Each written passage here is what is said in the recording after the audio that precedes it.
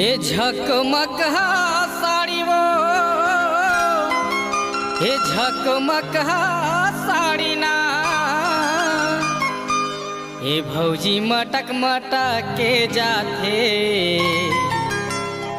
गौ की आंगन बाड़ी ना। डीजे छोटन मुरमुर दरा पारा।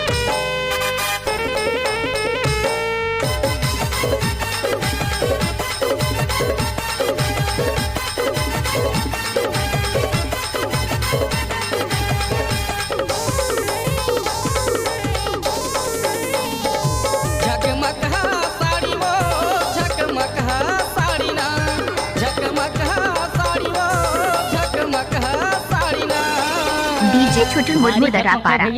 का हरे भौजी की साड़ी है भौजी मटक मटक के जाते गौ की आंगन बाड़ी ना। भौजी मटक मटक के जाते गौ की आंगन बाड़ी ना।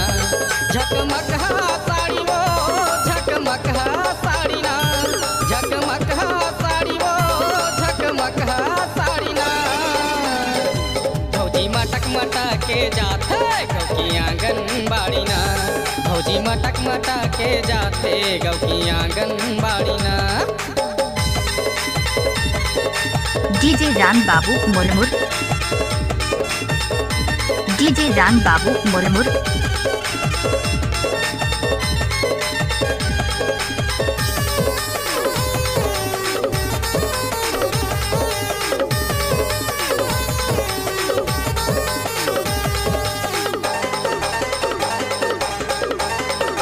डीजे छोटन मुरमुर दरा पारा। रुपया के सैंडल तो सबके पहनी वो साड़ी वह गरम सरकार खुलवाए गाँव गाँव माया आंगनबाड़ी।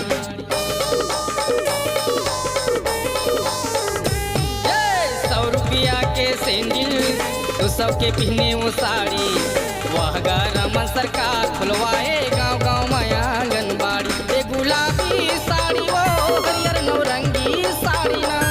ए गुलाबी साड़ी वो हरियर नौरंगी साड़ी ना।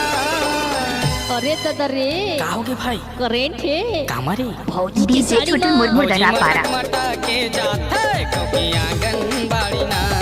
भौजी मटक मटक के जाते गौ की आंगन बाड़ी ना।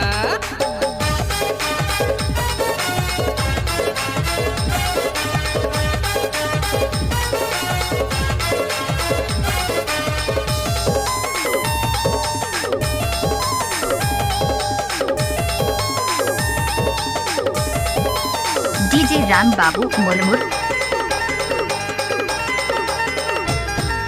चेहरा चंडी सजाए उठमा लगाए लबिस्टी हाथ में धरे है नानकन बेग सैंडल बाजा थे टिक टिक।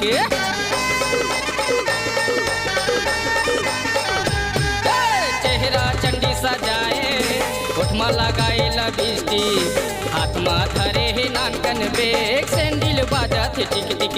ए गुलाबी साड़ी रे गुलाबी साड़ी ना। ए सितारा साड़ी रे सितारा साड़ी ना। डीजे राम बाबू मुरमुर। आकी झलमला के भैया काला देख के रे भौजी के साड़ी ला ऐसे का भौजी मटक मटक के जाते गौ की आंगन बाड़ी ना। भौजी मटक मटक के जाते गौ की आंगन बाड़ी ना। ए सितारा साड़ी वो ये सितारा साड़ी ना। ए सितारा साड़ी वो ये सितारा साड़ी ना। भौजी मटक मटक के जाते गौ की आंगन बाड़ी ना। भौजी मटक मटक के जाते गौ की आंगन बाड़ी ना। भौजी मटक मटक के जाते गौ की आंगन बाड़ी ना। भौजी मटक मटक के जाते गौ की आंगन बाड़ी ना। डीजे राम बाबू मुरमुर।